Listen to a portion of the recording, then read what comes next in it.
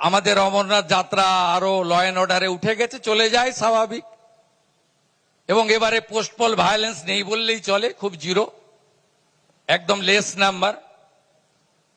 তা আমাদের 50 কোম্পানি মাত্র ছিল।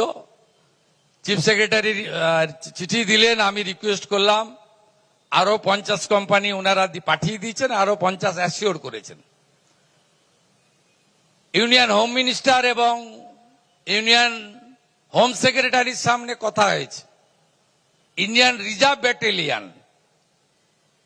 এই ইন্ডিয়ান রিজার্ভ ব্যাটালিয়ন আইআর, আমাদের অনেকের ধারণা ছিল এটা মনে হয় ক্লোজ হয়ে গেছে।